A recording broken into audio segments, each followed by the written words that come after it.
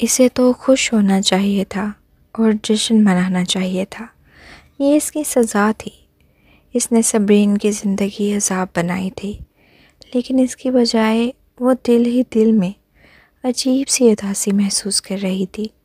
یہی وجہ ہے کہ انسان کو بہت زیادہ برے کام نہیں کرنے چاہیے، کیونکہ جو کرو گے وہی واپس ملے گا۔ صبرین نے ایک لمبی سانس لی، اس کے زخم صاف کیے، دوا لگائی اور پھر اسے کپڑے پہنا دیے۔ جانے سے پہلے اس نے ایک کمبل لا کر اس پر ڈال دیا، پھر وہ دروازہ ہلکے سے بند کر کے باہر نکل گئی۔ پارکنگ میں اپنی گاڑی میں بیٹھ کر وہ کافی دیر تک خاموش رہی۔ یہ سب ناقابل یقین تھا۔ اگلے دن شہزام کی نیند موبائل فون کی گھنٹی سے ٹوٹی۔ آنکھیں کھول کر اس نے فون اٹھایا اور کال ریسیو کی۔ دوسری طرف تنویر کی سرد آواز سنائی دی، شہزام، تمہیں سائمن نے مارا؟ شہزام چند لمحے حیران رہا، پھر اسے اپنے جسم میں درد محسوس ہونے لگا۔ کل رات کے مناظر اس کے ذہن میں دھندلے انداز میں ابھرے۔ وہ شراب کے نشے میں تھا، پھر بار سے نکلتے ہی کسی نے اسے مارا تھا۔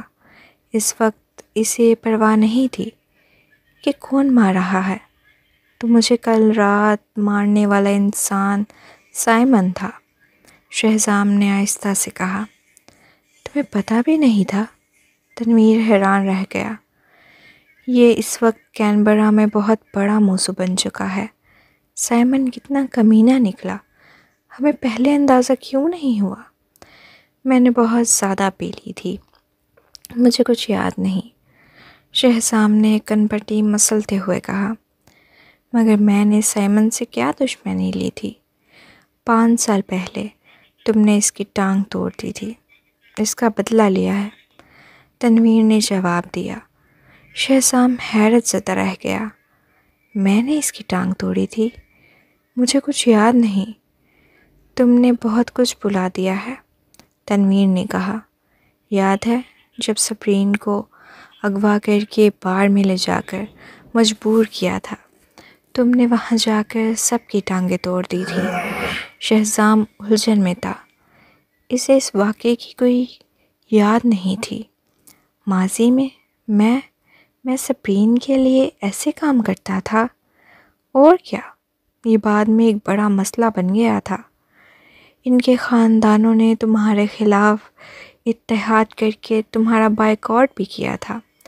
تمہاری وہ ویڈیو جس میں تم کسی کو ان کی ٹانگیں توڑنے کا کہہ رہے تھے، انٹرنیٹ پر اپلوڈ ہو گئی تھی۔ تمہیں بہت زیادہ تنقید کا سامنا کرنا پڑا تھا۔ بعد میں تمہاری طاقت کی وجہ سے کسی کو ہمت نہیں ہوئی کہ وہ ویڈیوز دوبارہ پھیلائے، لیکن اگر غور سے تلاش کرو تو شاید اب بھی کہیں مل جائیں۔ تنویر کچھ لمحے کے لیے رکا، پھر غصے سے بولا، اور بھی کچھ ہے؟ میں نے سائمن کی طرف سے کچھ خبریں سنی ہیں۔ ایسا لگتا ہے کہ کاشان نے ہی سائمن کو اکسایا تھا کہ وہ تمہیں بار میں شراب پیتے دیکھ کر تنگ کرے۔ کاشان؟ شہزام کا چہرہ فوراً سخت ہو گیا۔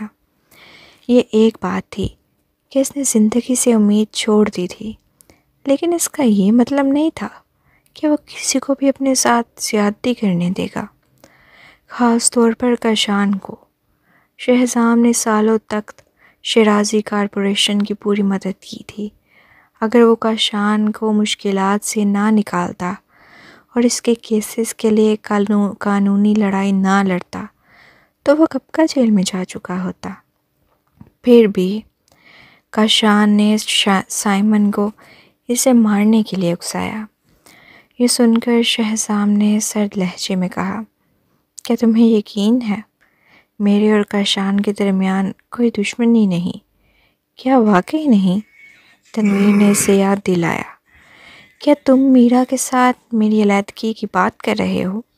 شہزام حیران ہوا، لیکن پھر اس کی آنکھوں میں دشمنی کی چمک ابھر آئی۔ اسے نہیں لگتا تھا کہ وہ میرا کا کسی بھی چیز کا مقروض تھا۔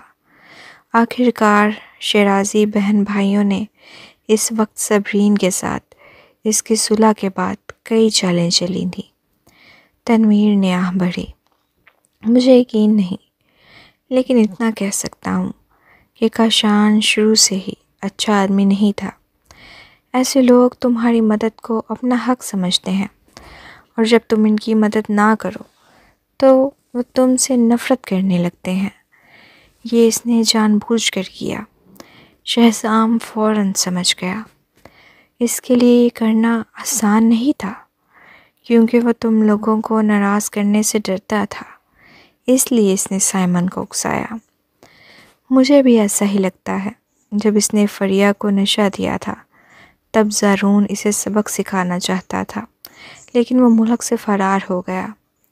شاید وہ اب یہ سوچ کر واپس آیا ہوگا کہ زارون کا غصہ ٹھنڈا ہو گیا ہے، اور اس واقعے کو بھی 1 مہینے سے زیادہ ہو گیا ہے۔ تنویر نے کہا، تم میرے بھائی ہو، میں اس معاملے میں تمہارا ساتھ دوں گا۔ شہزام کے دماغ میں ابھی بھی الجھن تھی۔ ویسے میں کل رات واپس کیسے آیا؟ مجھے کیا معلوم؟ میں تو آج صبح ہی سنا کہ تمہیں مارا گیا تھا۔ شہزام نے نیچے دیکھا۔ اچانک اس کی نظر اپنے ہاتھ اور جسم پر لگی ہوئی دوا پر پڑی۔ صرف یہی نہیں، اس کے کپڑے بھی بدلے ہوئے تھے۔ اس کا چہرہ فوراً بدل گیا۔ فون رکھنے کے بعد اس نے اپنی پتلون کھینچی اور اندر جھانکا۔ لعنت!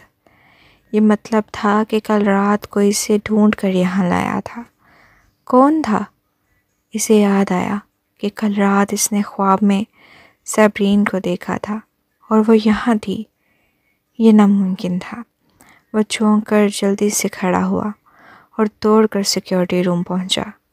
اس نے ایڈمنسٹریٹر سے سیکیورٹی فوٹیج نکلوائی اور جب ویڈیو دیکھی تو اس کے گھٹنے کام گئے۔ یہ واقعی صبرین تھی۔ اس نے شہزام کے کپڑے بدلے تھے۔ اس کا مطلب تھا کہ وہ ضرور دیکھ چکی ہوگی کہ اس کی وہ جگہ پٹیوں میں لپٹی ہوئی تھی۔ محبت کرنے والی عورت کے سامنے اپنی بے بسی کا راز کھل جانا، اس سے زیادہ شرمناک کیا ہو سکتا تھا؟ شہزام نے خود کو تھپڑ مارنے کا دل کیا۔ میں کل رات شراب پینے گیا ہی کیوں؟ زبردست! اب اس کا سب سے ذاتی راز بھی محفوظ نہ رہا۔ لیکن وہ یہ بھول گیا تھا کہ نشے کی حالت میں بھی اس نے صبرین کو اپنے کپڑے اتارنے کی اجازت نہیں دی اور وہ رک پھیر گئی تھی۔ صبح 9 بجے ولید نے صبرین کو ایسے کارپوریشن کی مرکزی دروازے پر چھوڑا، مگر صبرین ابھی بھی کسی گہری سوچ میں تھی۔ ولید نے دھیرے سے یاد دلایا، ہم پہنچ گئے ہیں۔ اوہ! صبرین چونکی اور سیٹ بیلٹ کھول لی۔ اپنا خیال رکھنا۔ ولید نے سر ہلایا۔ پھر اچانک اس کی آنکھوں میں ایک عجیب سی چمک آئی۔ کل رات لگتا ہے شہزام کو مارا گیا تھا۔ جو بھی ہو، میں نے کسی کو اسے مارنے کے لیے نہیں کہا تھا۔ صبرین نے دروازہ کھولا اور اندر جاتے ہوئے تھوڑا سا نادم محسوس کیا۔ میں جا رہی ہوں۔ ولید نے پیچھے سے صبرین کو جاتے دیکھا۔ پھر اسے آج صبح موصول ہونے والی کال یاد آئی۔ کل رات شہزام کو سائمن کے آدمیوں نے مارا، مگر اس کے بعد صبرین وہاں آئی اور اسے بچا لیا۔ ولید کی آنکھیں تاریک ہو گئیں۔ تو اس لیے وہ رات 1 بجے کے بعد گھر آئی تھی۔ اس نے مجھ سے پھر جھوٹ بولا، وہ کمینی عورت۔ ولید نے بگڑے ہوئے تاثرات کے ساتھ گاڑی سٹارٹ کی۔ راستے میں اس نے رجینا کو کال کی، آفس کے سویٹ میں جاؤ، میرا انتظار کرو۔ اسے کسی عورت کی ضرورت تھی، ورنہ وہ اپنے اندر اٹھنے والے غصے کو برداشت نہیں کر سکتا تھا۔ جب وہ کمپنی کی عمارت کے قریب پہنچا تو اس کا فون دوبارہ بجا۔ صدر ولید، آپ کا پیچھا شہریز کر رہا ہے۔ شہریز؟ ولید چونک گیا۔ وہ کب سے میرا پیچھا کر رہا ہے؟ جب سے آپ ایسے کارپوریشن سے نکلے ہیں۔ وہ بہت محتاط ہے۔ اگر ہم نے شروعات سے ہی اس پر اور عاصم پر نظر نہ رکھی ہوتی تو ہمیں بھی معلوم نہ ہوتا۔ میں سمجھ گیا۔ ولید نے فون کو مضبوطی سے پکڑ لیا اور پھر سرد لہجے میں ہنس پڑا۔ شہریز صرف صبرین کی بات مانتا ہے۔ اس کا مطلب ہے کہ صبرین نے اسے میری تحقیقات کے لیے بھیجا ہے۔ کیا صبرین کو کوئی شبہ ہو گیا تھا؟ یہ سمجھ سے باہر تھا۔ ولید ہمیشہ سے بہت محتاط رہا تھا۔ آخر کہاں غلطی ہوئی تھی؟ سب سے پہلے اسے صبرین کے شک کو دور کرنا تھا۔ اس نے فوراً رجینہ کو دوبارہ کال کی۔ تمہیں دفتر آنے کی ضرورت نہیں اور نہ ہی آئندہ کچھ دنوں تک میرا انتظار کرنا۔ صبرین کو کچھ شک ہو گیا ہے۔ رجینہ سے رہا نہ گیا اور بولی، صدر ولید شک کرتی رہے، وہ کر ہی کہہ سکتی ہے۔ جب تک آپ طلاق نہیں دیتے وہ کچھ بھی نہیں کر سکتی۔ تمہیں کچھ پتہ بھی ہے؟ ولید نے سخت لہجے میں اسے ڈانٹا۔ رجینہ کی آواز رک گئی۔ وہ گھبرا گئی تھی۔ بس مجھے برا لگتا ہے جب میں آپ کو صبرین کو خوش کرنے کی کوشش کرتے دیکھتی ہوں۔ آپ کی موجودہ حیثیت کے مطابق اس کی کوئی ضرورت نہیں۔ میری حیثیت؟ ولید نے طنزیہ انداز میں کہا، میں صرف آفتاب کا کتا ہوں۔ رجینہ جو اس کے رازوں سے واقف تھی حیران رہ گئی۔ آفتاب اس وقت آسٹریلیا کا امیر ترین آدمی تھا۔ اس کے ماتحت رہنا مطلب ولید بھی ملک کے طاقتور ترین افراد میں شامل تھا۔ لیکن کیا ولید آفتاب کے نیچے رہنے سے ناخوش تھا؟ یہ سوچ کر رجینہ کانپ گئی۔ کچھ باتیں تمہاری سمجھ سے باہر ہیں۔ یاد رکھو، صبرین کو میرے اور تمہارے تعلق کا پتہ نہیں چلنا چاہیے، اور جہاں تک صبرین کی بات ہے وہ بھی میرے کام آئے گی۔ یہ کہہ کر اس نے فون کاٹ دیا۔ رجینہ الجھ گئی۔ کیا ولید صبرین کو شہزام کے خلاف استعمال کرنا چاہتا تھا؟ لیکن شہزام تو پہلے ہی نامرد ہو چکا تھا، یا پھر صبرین کو کوئی اور خاص حیثیت تھی؟ ایسے کارپوریشن میں صبرین جیسے ہی اپنے دفتر پہنچی، شہزام کی کال آ گئی۔ اس نے اسکرین پر نمبر دیکھا اور آخرکار الجھن میں کال ریسیو کر لی۔ کوئی خاص بات؟ دوسری طرف خانسی کی آواز آئی، لیکن شہزام کچھ دیر خاموش رہا۔ شہزام، اگر تم کچھ نہیں کہہ رہے تو میں فون رکھ رہی ہوں، صبرین نے بے زاری سے کہا۔ تبھی شہزام کی گہری آواز سنائی دی، کل رات مجھے گھر چھوڑنے اور دوا لگانے کا شکریہ۔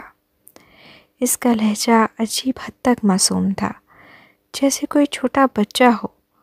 وہ اس شہزام سے بالکل مختلف تھا جسے صبرین جانتی تھی، اور اسے یہ عجیب لگا۔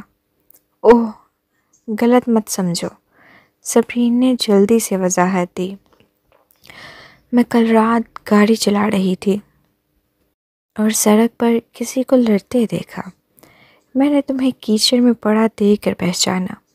تم کافی دکھی لگ رہے تھے تو میں نے صرف ہمدردی میں چھوڑ دیا۔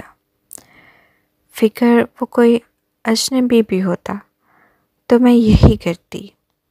شہزام کے دل میں تلخی سی پھیل گئی، لیکن اس نے پہلے سے زیادہ امیدیں نہیں باندھی تھیں۔ ویسے بھی اب وہ مستقبل کے بارے میں سوچنے کی ہمت نہیں رکھتا تھا۔ مجھے کچھ اور کام ہے، خدا حافظ۔ صبرین نے محسوس کیا کہ وہ فون پر خاموشی چھا گئی ہے، تو اس نے کہا، سبی۔ شہزام نے اچانک اسے پکارا۔ اس کی بھاری سانسیں سن سکتی تھی۔ تم سب کچھ دیکھ چکی ہو۔ صبرین کے چہرے پر شرمندگی چھا گئی۔ کیا وہ کہہ سکتی تھی کہ اس نے کچھ نہیں دیکھا؟ میں سمجھی نہیں۔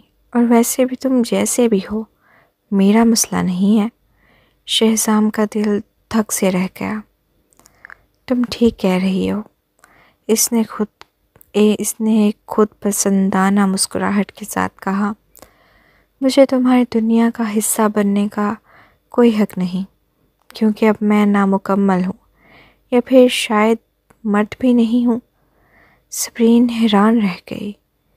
اسے جیل میں شہزام کے زخمی ہونے کا واقعہ یاد آیا۔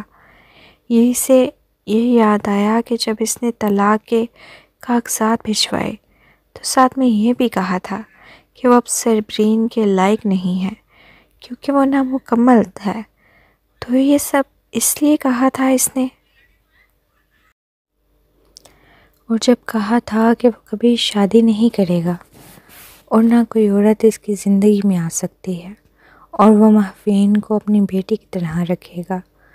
اگر یہ پرانے دن ہوتے تو شہزام کو غصہ آ جاتا۔ کیا یہ واقعی اس کی شخصیت کو بدل چکا تھا؟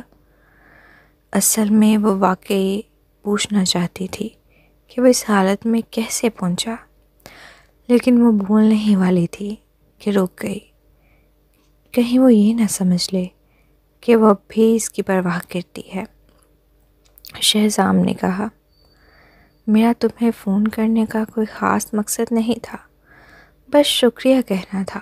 خدا حافظ، اپنے کام میں مصروف ہو جاؤ، میں تمہیں مزید تنگ نہیں کروں گا۔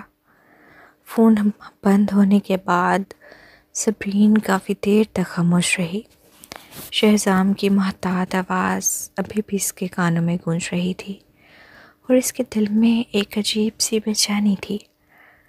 وہ شہزام کی غرور بھری اور متکبر فطرت کی عادی تھی۔ اس کا یہ اچانک نرم رویہ اسے عجیب لگ رہا تھا۔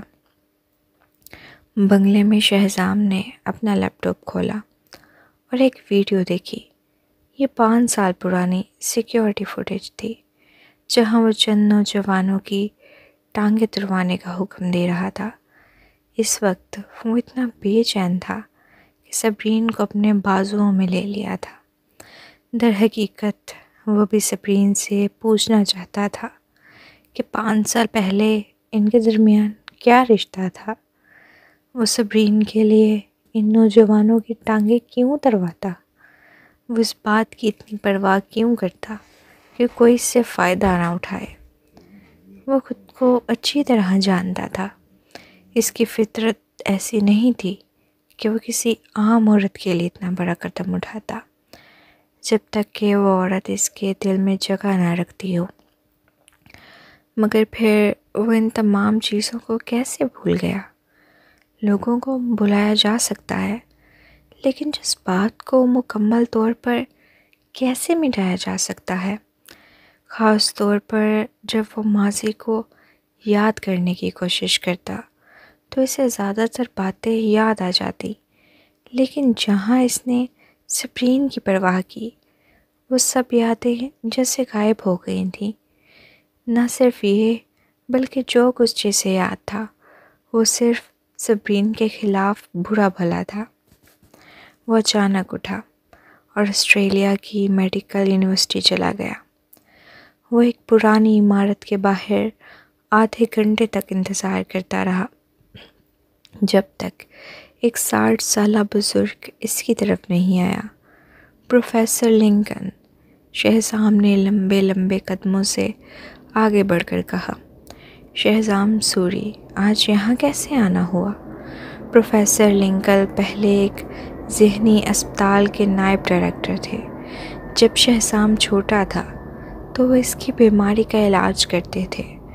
ریٹائر ہونے کے بعد وہ یونیورسٹی میں اعزازی پروفیسر بن گئے تھے۔ پروفیسر لنکن، میں نے آپ سے کچھ پوچھنا چاہتا ہوں، شہزام نے آہستہ آواز میں کہا۔ اچھا، لیکن کہیں تمہاری بیماری تو واپس نہیں آ گئی؟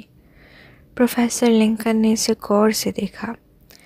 میں نے سنا تھا کہ تم نے امریکہ کے ایک بہترین ماہر نفسیات سے علاج کروا لیا تھا۔ میں ٹھیک ہو چکا ہوں، لیکن میں کچھ اور پوچھنا چاہتا ہوں۔ آئیں اوپر بات کرتے ہیں۔ اوپر پروفیسر لنکن نے شہزام کو کافی کا کپ دیا۔ پوچھو۔ شہزام نے کپ پکڑا، کچھ دیر سوچا اور پھر آہستہ سے بولا، جیسا کہ آپ جانتے ہیں 4 سال پہلے میری بیماری دوبارہ بھڑک اٹھی تھی، جو میری ذہنی بیماری کی تاریخ منظر عام پر آئی۔ میری یادداشت کمزور ہو گئی تھی اور میں نے بہت سی چیزیں بھلا دی تھی۔ یہ بالکل معمول کی بات ہے۔ پروفیسر لنکن نے سر ہلایا۔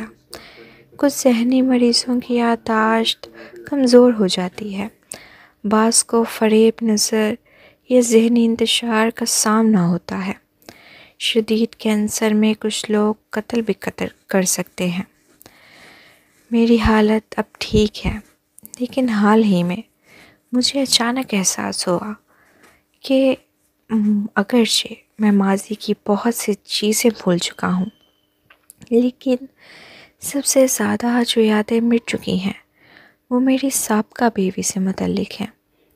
میں ہمیشہ یہی سمجھتا رہا کہ میں اسے کبھی پسند نہیں کرتا تھا۔ جو کچھ مجھے یاد ہے وہ صرف اس کی بری باتیں ہیں۔ میں اسے بہت زیادہ ناپسند کرتا تھا، لیکن حالیہ شواہد سے یہ ثابت ہوتا ہے کہ شاید میں ماضی میں اس کی پرواہ کرتا تھا، لیکن مجھے نہیں سمجھ آ رہی کہ میں یہ سب کیوں بھول چکا ہوں، اور خاص طور پر اس سے جڑی ہوئی یادیں کیوں گم ہو چکی ہیں۔ شہزام نے سرگوشی کی۔ مجھے ہمیشہ کے FC جیسے مقامات جانا ناپسند تھا، لیکن کچھ عرصہ پہلے مجھے اپنے دوست سے معلوم ہوا کہ میں سپرین کے ساتھ وہاں جا چکا ہوں۔ میں نے اس کی خاطر بہت سے لوگوں سے دشمنی مول لی تھی۔ میں نے اس کے لیے ایک بہت مہنگا اور قیمتی ہیرے کا ہار بھی خریدا تھا۔ پروفیسر لنکن کی پیشانی پر گہری سوچ کے آثار نمایاں ہو گئے۔ تم صرف اس سے جڑی یادیں ہی بھولے ہو؟ بالکل ایسا نہیں ہے، کچھ اور چیزیں بھی مجھے یاد نہیں، اس لیے میں نے شروع میں اسے زیادہ سنجیدگی سے نہیں لیا، لیکن اب میں نے محسوس کیا کہ جو چیزیں میں بھولا ہوں وہ زیادہ تر سپرین سے متعلق ہیں۔ یہ بہت عجیب بات ہے۔ اگر میں واقعی ماضی میں اس کی پرواہ کرتا تھا تو میں بعد میں اس سے اتنی شدید نفرت کیسے کرنے لگا؟ مزید یہ کہ جو یادیں مجھے اس کے خلاف نفرت دلاتی ہیں وہ بالکل مکمل ہیں، لیکن اب مجھے احساس ہو رہا ہے کہ سپرین کے ساتھ میری کئی یادیں غائب ہیں۔ شہزام الجھن میں پڑ گیا۔ وہ واقعی کچھ سمجھ نہیں پا رہا تھا۔ I am sorry professor Lincoln, شاید میں اپنی بات کو ٹھیک طرح سے بیان نہیں کر پا رہا۔ حقیقت یہ ہے کہ میں خود بھی اس احساس کو ٹھیک سے نہیں سمجھ پا رہا۔ پروفیسر لنکن نے اس بات میں سر ہلایا، پھر ایک کاغذ پر ایک سیدھی لکیر کھینچی۔ یہ لکیر تمہاری موجودہ حالت کو ظاہر کرتی ہے۔ اس کے درمیان کے خلا وہ یادیں ہیں جو تم بھول چکے ہو۔ بالکل ایسا ہی ہے۔ شہزام نے سر ہلایا۔ پروفیسر لنکن نے گہری سانس لی۔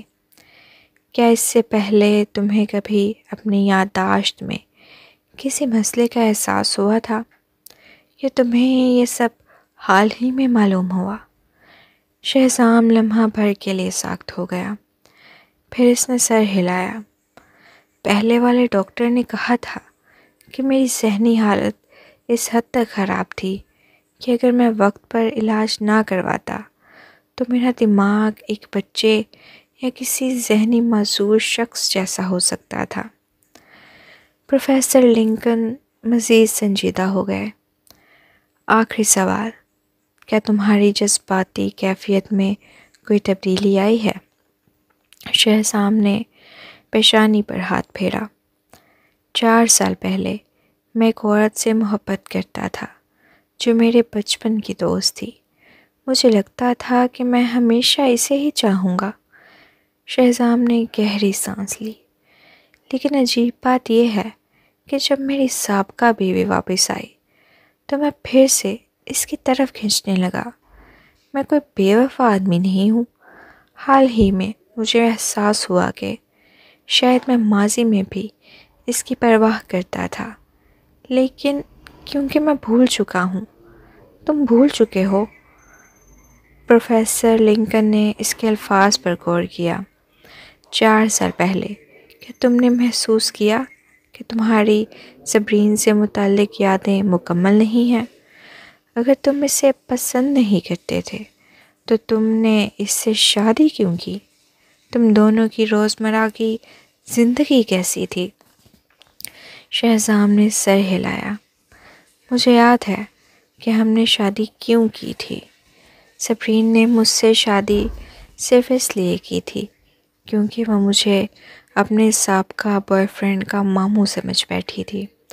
جب اسے میری اصل شناخت معلوم ہوئی تو وہ مجھے اپنی طرف مائل کرنے کی ہر ممکن کوشش کرنے لگی، لیکن میں اسے بالکل پسند نہیں کرتا تھا۔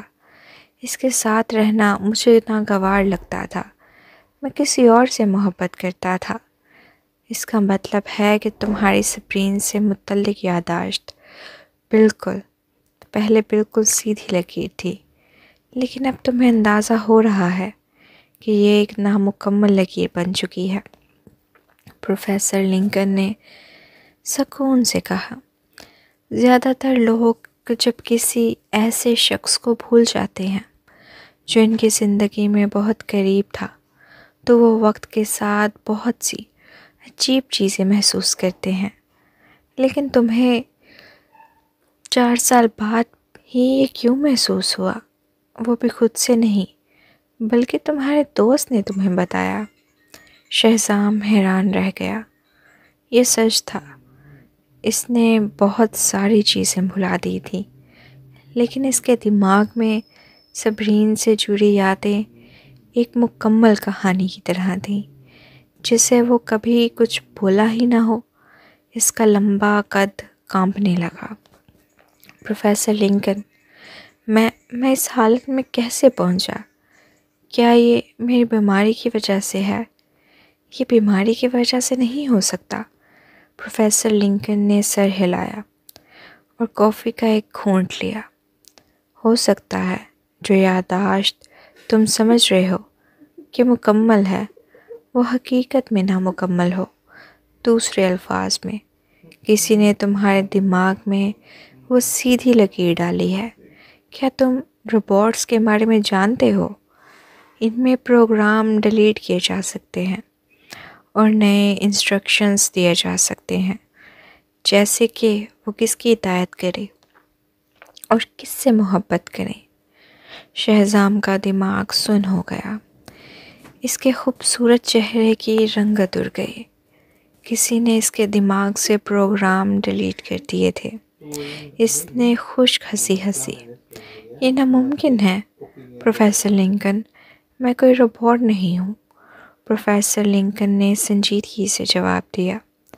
نہیں، میری معلومات کے مطابق وائے ملک میں ایک قدیم ہپنوٹک مہارت موجود ہے جو ایسا کر سکتی ہے۔ یہ ہپنوٹک مہارت کسی شخص کے جذبات اور یادداشت میں چھیڑ چھاڑ کر سکتی ہے، یہاں تک کہ خود اس شخص کو بھی اس کا علم نہ ہو۔ شہزام کے دماغ میں ایک دھماکہ سا ہوا۔ ہپناٹائزم؟ کسی نے اس کی یادداشت اور جذبات بدل دیے تھے۔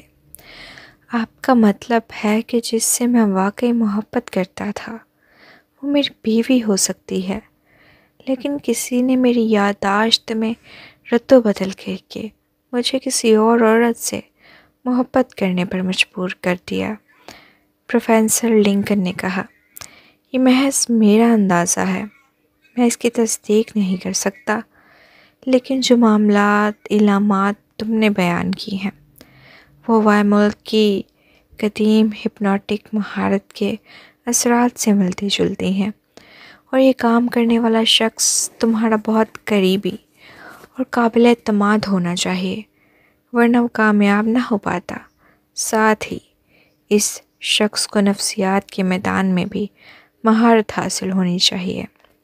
ایک ایسا شخص جس پر وہ بہت اعتماد کرتا تھا۔ شہزام کے ذہن میں میرا کا خیال آیا۔ وہ اس پر اندھا اعتماد کرتا تھا، یہاں تک کہ وہ اس کی ہر بات پر یقین کر لیتا تھا۔ مزید یہ کہ میرا دنیا کی بہترین ماہرین نفسیات میں سے ایک تھی، لیکن یہ سوچ کر کہ اسی نے اس کی یادداشت بدل دی، شہزام کے بدن میں چھرچھری دوڑ گئی۔ وہ یقین نہیں کر پا رہا تھا، کیا وہ معصوم عورت جس نے اس کی ذہنی بیماری کے دوران اس کا ساتھ دیا اور اسے حوصلہ دیا، اتنی شفاف اور ظالم ہو سکتی تھی؟ پروفیسر لنکن، کیا آپ کو یہ ہپنوٹک مہارت آتی ہے؟ شہزام نے الجھے ہوئے لہجے میں پوچھا۔ پروفیسر لنکن نے سر ہلایا۔ نہیں، یہ قدیم ہپنوٹک تکنیک بہت شیطانی ہے اور بین الاقوامی تنظیموں نے اسے بہت پہلے ہی ممنوع قرار دے دیا تھا۔ سوچو، اگر ہر کوئی اسے استعمال کرنا سیکھ جائے تو دنیا میں کیسا انتشار پھیل جائے گا۔ مزید یہ کہ اس ہپنوٹائزم کی کامیابی کی شرح بہت کم ہے، زیادہ سے زیادہ صرف ہزاروں میں سے کسی ایک شخص پر کامیاب ہو سکتی ہے۔ باقی لوگ ناکام ہپنوٹائزم کی وجہ سے ذہنی معذور یا پاگل بن سکتے ہیں۔ ذہنی معذور؟ شہزام کو ایک جھٹکا لگا۔